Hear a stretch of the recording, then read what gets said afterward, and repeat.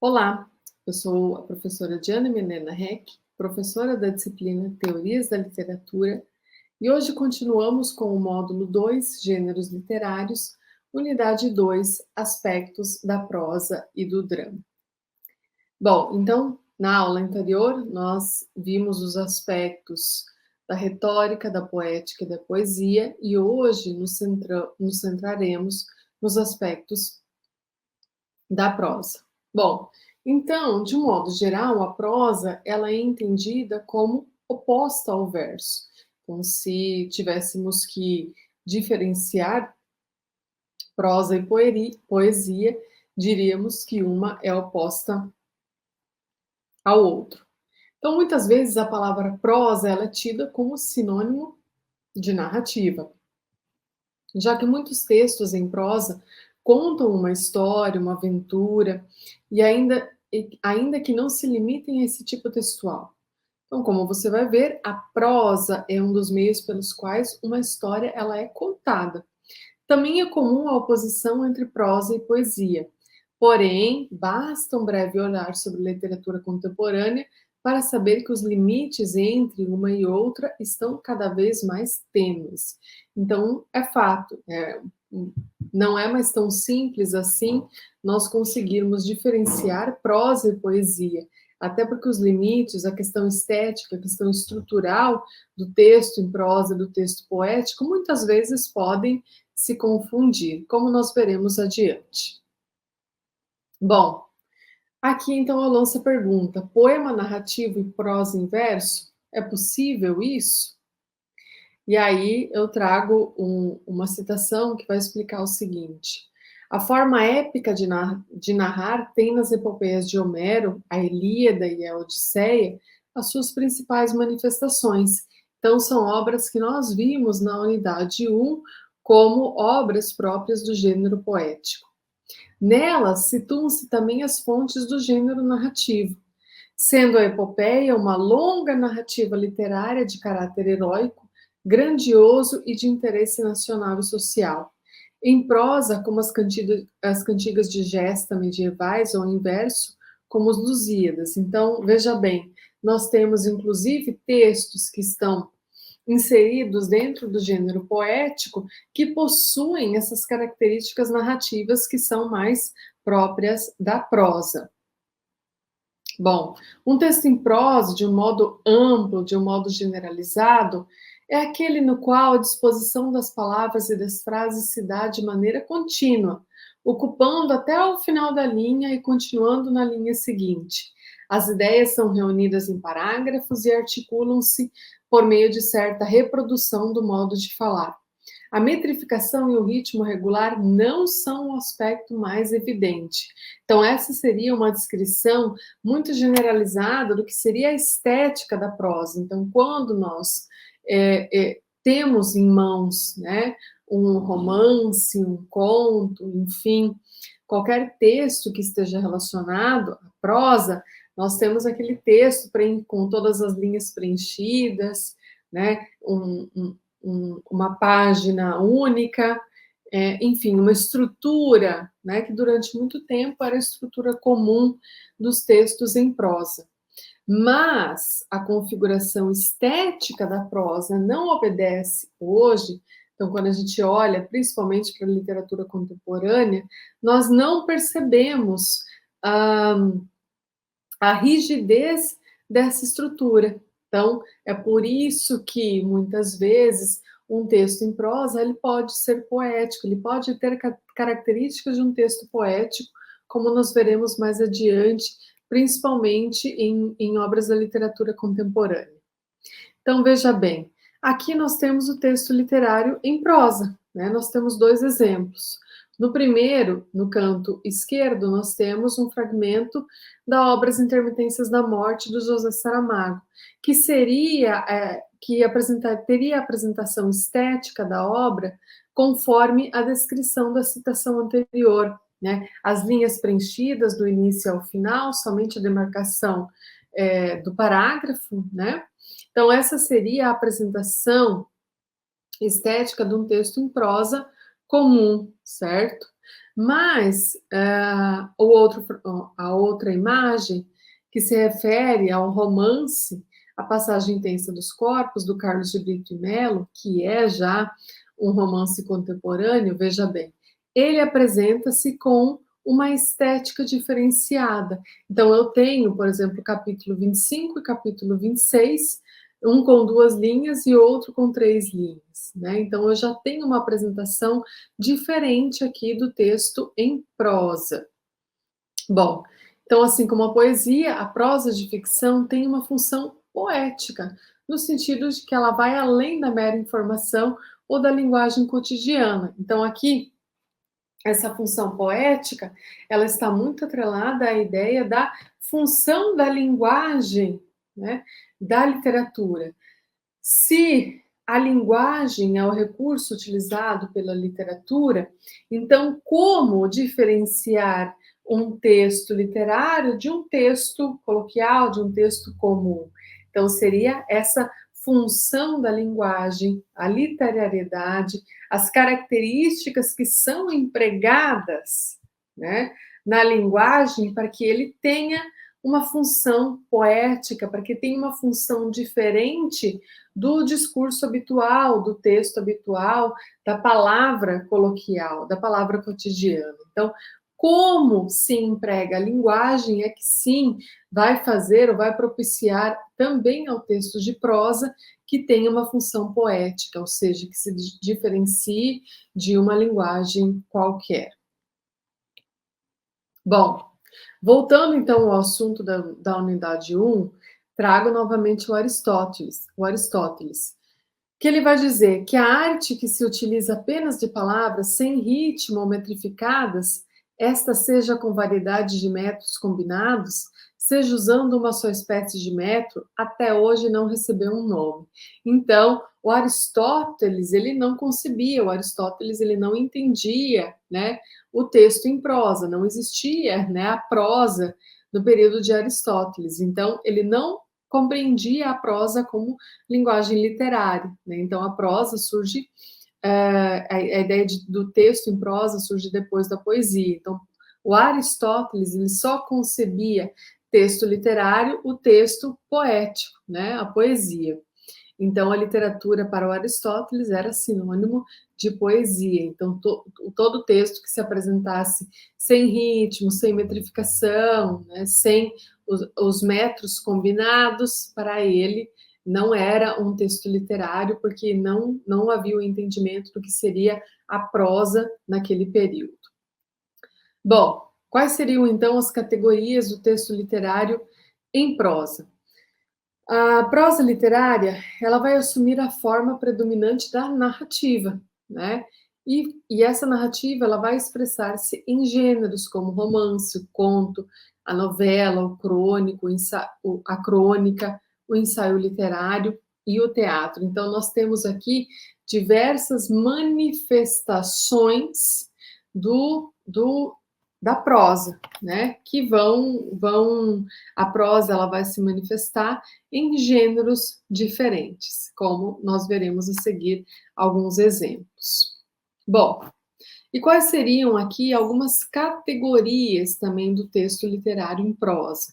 Lembrando que nós podemos analisar o texto literário em prosa e em poesia através de diferentes categorias. Aqui eu trago as principais, eu trago algumas que são centrais para que a gente desenvolva uma análise literária, né, de um texto em prosa. Então, o que eu vou levar em consideração se eu quero fazer uma análise desse texto em prosa, seja ele qual for? Eu vou levar em consideração o enredo, né, que é a história ficcional a ser contada, o enredo é história, né, o que acontece naquela história. O foco narrativo, ou seja, o ponto de vista a partir do qual a história é narrada, né? Então, aqui é muito interessante, porque a gente vê a partir de qual ponto, a partir de qual olhar essa história é narrada, né? O que permite também mudar o foco narrativo, mudar a perspectiva, mudar o ângulo, mudar a maneira como essa história pode ser narrada. Então, o foco narrativo é uma escolha. Como eu escolho contar, como eu escolho narrar alguma história. Temos também os personagens, né, que são os atores da narrativa, que têm funções específicas, que têm um modo de apresentação específica, pensamentos, características físicas e psicológicas. Então, dentro da ideia dos personagens, eu posso analisar as categorias dos personagens, né? Um protagonista, um personagem secundário, um personagem que não tem um papel tão relevante, outro que tem um papel relevante para a narrativa, né? A descrição desse personagem, o autor ou o narrador possibilita que o leitor conheça esse personagem fisicamente, psicologicamente, saiba o que ele pensa, consiga prever como ele vai agir, ou é um personagem cuja caracterização permanece fechada, permanece misteriosa. Então, dentro de cada uma dessas categorias, eu consigo acessar outras categorias e expandir a minha análise. E eu também tenho a minha relação do tempo e do espaço, né? O tempo da narrativa, certo? Que pode ser cronológico, apresentando uma sequência linear dos eventos, ou um tempo psicológico. Então, caso em que há uma distorção do tempo sequencial. E o espaço ou os espaços em que essa narrativa vai acontecer. Então, também eu posso acessar tempo e espaço como uma categoria e também acessar dentro dessas categorias outros elementos que são importantes para a composição da análise literária. Então, essa aqui seria uma apresentação geral de algumas categorias ou de alguns olhares, né, para análise literária, mas dentro delas, e também existem outras formas de você poder olhar, de você pensar e analisar o texto literário. Bom, então agora eu apresento quais seriam os gêneros literários em prosa. Na aula 1, eu apresentei o que seriam os gêneros literários da poética, e agora vamos centrar aos gêneros literários em prosa. Então, primeiramente, eu trago esse quadro de divisão clássica entre os gêneros literários. Então, aqui eu tenho a divisão clássica dos gêneros literários, sejam eles em prosa ou poesia, né? A poética ou a prosa. Então, eu tenho o gênero lírico, que é a recordação, emotividade e fusão entre o sujeito e o objeto. Então, os exemplos dos gêneros líricos, eu tenho o soneto, a ode, a balada e o vilancete. Dentro do gênero épico, eu tenho a narração e distanciamento entre o sujeito narrador e o objeto, que é a ação. E eu tenho aqui a epopeia, o romance, o conto, a novela e a crônica. E dentro do gênero dramático, eu tenho a representação e ações apresentadas pelos personagens. E eu tenho como exemplos a tragédia, a comédia, a farsa e o auto, né, como gêneros pertencentes ao drama, certo? Bom, então agora vamos nos ater a alguns gêneros literários em prosa, né, que são os mais conhecidos, os mais lidos e os mais estudados. Então, aqui nesse sentido, eu não irei problematizar todas as formas de análise literária de um romance. Vou trazer algumas características mais gerais e alguns exemplos de cada gênero literário em prosa. Então, no romance, nós temos aqui o indivíduo e seus conflitos como um foco. Nós temos um enredo, né? Nós temos os personagens, nós temos o tempo e o espaço, nós temos toda aquela caracterização, né, do gênero literário em prosa. Então, a articulação entre enredo, foco narrativo, personagens, tempo e espaço. E aí eu trago, obviamente, que nós temos uma lista infinita de exemplos do que seriam romances, né? Então, aqui eu fiz a escolha de algumas obras que são leituras que particularmente eu gosto, que são leituras que acredito que sejam importantes e necessárias para que nós possamos conhecer, né, e debater sobre algumas questões que são interessantes. Bom, então, como exemplo do gênero literário romance, eu trago As Intermitências da Morte, do José Saramago, que particularmente é um dos meus romances preferidos, inclusive é o romance com o qual eu conduzi as minhas pesquisas de mestrado, né? E, bom, o enredo das intermitências da morte seria a suspensão da morte, a greve da morte. Tanto é que o José Saramago, quando ele escreve em 2005 As Intermitências da Morte, ele inicia o seu romance da seguinte forma: no dia seguinte, ninguém morreu. Né? Então, nós temos aqui no romance uma composição estética, né,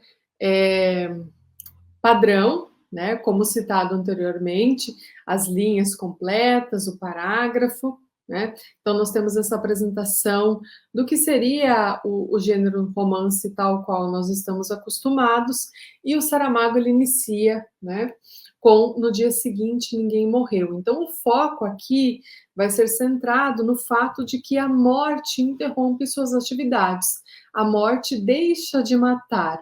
Bom, então como nós leitores podemos entender essa obra, né? É muito interessante porque o Saramago vai problematizar algo que talvez seja um dos grandes objetivos da humanidade, que é atingir a imortalidade, mas ele vai problematizar isso de uma maneira muito interessante, porque ele vai fazer com que nós entendamos que a morte, apesar de temida, apesar de cruel, ela é sim necessária. Então, ele vai destrinchar ao longo da narrativa uma série de problemáticas que poderiam acontecer no mundo real, né? Então, ele parte da ficção para fazer com que o leitor entenda que no mundo real isso também seria possível.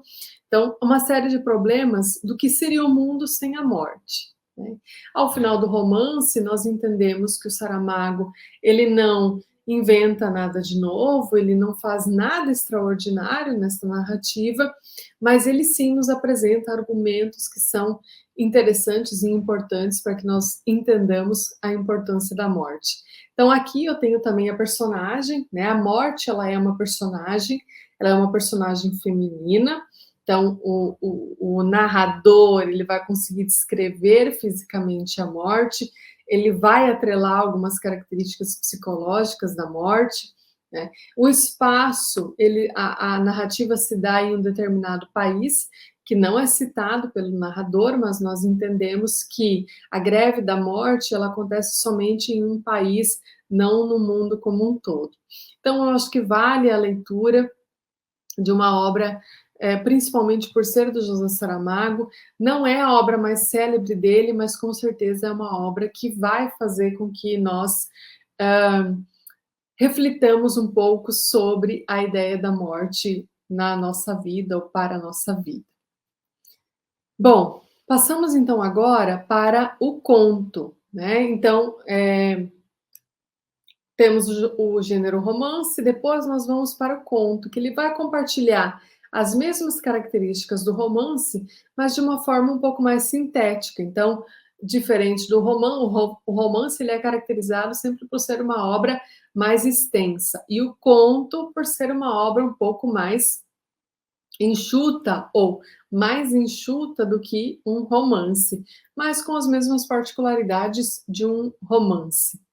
Bom, como exemplo, eu trago o Edgar Allan Poe, né, que foi um escritor americano, e ele é um escritor muito interessante porque ele problematiza os temas do horror, do mistério, da morte, né, do lúgubre,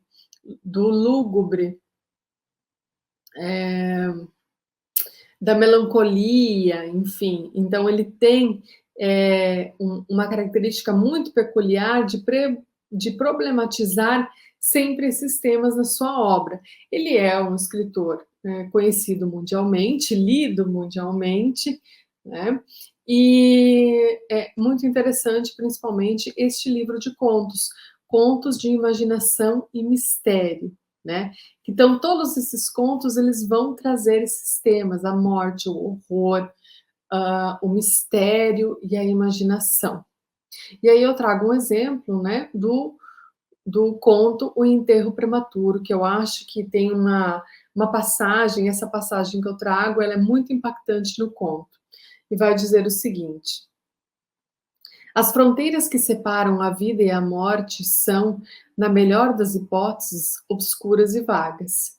Quem ousaria dizer onde termina uma e onde começa a outra?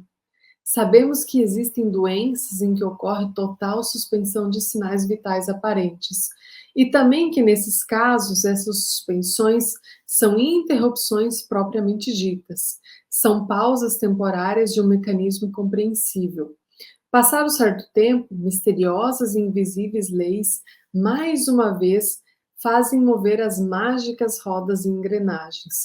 O cordão prateado não fora perdido para sempre, e nem o globo de ouro fora para sempre rompido. Mas onde nesse momento se encontrava a alma? Então, aqui é muito legal porque esse conto, O Enterro Prematuro, vai abordar a história de uma personagem que tem uma doença, né? É como se ela, de uma hora para outra, morresse, como se ela morresse, né? Todos os seus sinais vitais eles são interrompidos e ela é caracterizada como morta, né? O seu óbito é registrado e ela é enterrada. E aí por isso que o nome do conto diz o enterro prematuro, porque ela não foi enterrada porque de fato ela havia morrido, mas é nesse momento aqui, mas ela é enterrada porque nesse momento ocorre, né, esse processo da doença em que ela aparenta estar morta, mas de fato somente o seu corpo, somente os seus sinais vitais, eles estão pausados, né? Então, o Edgar Allan Poe, ele vai estabelecer aí essa reflexão muito interessante das fronteiras que separam a morte da vida. E muitas vezes essas fronteiras, elas são confundidas por, né, essa doença, no caso dessa personagem que foi enterrada prematuramente. E aí você levanta toda a questão do mistério, né, da aflição, é algo que já te leva à vontade de ler para saber o desenrolar da história. Então, é muito válida a leitura do Edgar Allan Poe em todos os sentidos. Porque justamente ele trata de temas e a maneira como ele constrói a história, mesmo com esse tom de terror, mesmo com esse tom de angústia, fazem com que o leitor queira saber o final. Eu também trago, na mesma linha do Edgar Allan Poe, um outro escritor uruguaio que trabalha com os mesmos temas, né? É um escritor pouco conhecido, que se chama Horácio Quiroga, e ele escreveu essa obra de contos, né? Contos de amor, de loucura e de morte. E, de fato, todos os contos dessa obra vão trazer ou o tema do amor, o tema da loucura, o tema da morte, ou os três temas juntos no mesmo enredo. E aqui eu trago um dos contos mais conhecidos dele, que é A Galinha Degolada, né? Que vai tratar da história de irmãos, né? De quatro filhos, que os quatro filhos nasceram com problemas mentais e eles são caracterizados na obra como idiotas, né? Filhos idiotas, mas porque eles nasceram com problemas mentais, né? E eles eram tratados de uma maneira muito cruel na narrativa, né? Então, a partir do momento que o casal teve o quinto filho, que é uma menina que nasceu sem nenhum problema mental, eles abandonam os filhos caracterizados como idiotas e as crianças elas aprendem através da observação de ações que os outros desempenham. Então, eles vão ver uma galinha sendo degolada e, ao final, eles vão praticar um crime, né, contra um outro personagem, nos mesmos moldes em que a galinha é degolada. Então o Quiroga também, ele é muito, o Quiroga foi leitor do Edgar Allan Poe, então ele vai trazer muitos elementos do Edgar Allan Poe para suas obras, e este conto em particular é surpreendente, muito interessante e vale a leitura. Bom, passamos pelo romance, pelo conto, e agora vamos problematizar o que seria esse gênero novela, né? A novela não é tão extensa quanto o romance e nem é tão breve quanto um conto. Então, a novela está nesse ponto intermediário. E a novela, ela tem essa característica de ser uma série de pequenas histórias que vão sendo encaixadas como se fosse uma macrofábula. Então a novela desenvolve vários enredos que podem estabelecer conexões. Então não são necessariamente como os contos, histórias diferentes, histórias isoladas. A novela pode estabelecer uma relação entre as histórias que vão sendo contadas. E aí eu trago, né, Noite na Taverna, do Álvares de Azevedo, já citado aqui nesta aula. Alguns vão dizer que Noite na Taverna pertence ao gênero conto, outros vão problematizar a Noite na Taverna como uma novela, né? Então, aqui nós temos 7 histórias que se conectam, né? Cada personagem vai contar a sua história, né? E eles estão reunidos em uma taverna à noite, totalmente embriagados, né? E eles vão começar a contar as suas histórias. Então, aqui, citados pelo álcool, cada um dos 5 narradores personagens contam a sua história macabra. Todas as histórias narradas envolvem trágicos acontecimentos de amor e de morte, vícios e crimes. Os temas são os mais excêntricos, então há violência física e sexual, adultérios, assassinatos, incesto, necrofilia, antropofagia, corrupção, né? Então há vários temas pesados que são problematizados em Álvares de Azevedo com Noite na Taverna. E eu trago também Miguel de Cervantes, né? Miguel de Cervantes, que não foi somente o autor da célebre obra Dom Quixote de la Mancha, foi também autor das novelas exemplares, né? Então, são 12 novelas curtas, e este seria o primeiro exemplar do gênero novela em língua espanhola. Então, as histórias possuem, então, um caráter didático e moral. Passamos agora para a crônica. Então, veja, nós estamos indo de ordem crescente para a ordem decrescente, né, da apresentação dos gêneros, né, de estrutura. A crônica, então, é uma forma curta, amparada ou não em um fato real, em uma notícia, mas que transcende o simples registro cronológico do tempo e do autor. Ela vai evidenciar um olhar poético sobre o tempo, sobre um fato, sobre um episódio do cotidiano, sobre um tipo social. Também é recorrente que o ato de escrever seja o próprio tema da crônica. Então, é muito comum que nós tenhamos crônicas que são amparadas em notícias, em fatos reais, mas pode ser ou não, né? Pode partir ou não de um fato real, de uma notícia, a crônica. Vejamos o exemplo, então, de uma crônica que é amparada, né, numa notícia. Então, aqui é interessante que a gente consiga perceber como ocorre a questão da função da linguagem. Nós temos a crônica enquanto um texto literário, né? Então, como é trabalhada a linguagem nesse texto literário, e nós também conseguimos estabelecer uma relação direta com uma notícia. Então, seria algo que facilmente nós poderíamos encontrar em uma outra linguagem, né? Na linguagem jornalística, abrindo o jornal, vemos a notícia do que aconteceu aqui na crônica. Mas é interessante que a gente sempre se atenha, que a gente perceba como trabalha a linguagem no texto jornalístico e como é apresentada a linguagem aqui na crônica. Então, notícias de jornal. Leio no jornal a notícia de que um homem morreu de fome. Um homem de cor branca, 30 anos presumíveis, pobremente vestido, morreu de fome, sem socorros em pleno centro da cidade, permanecendo deitado na calçada durante 72 horas para finalmente morrer de fome. Morreu de fome, depois de insistentes pedidos de comerciantes, uma ambulância do pronto-socorro e uma rádio-patrulha foram ao local, mas regressaram sem prestar auxílio ao homem que acabou morrendo de fome.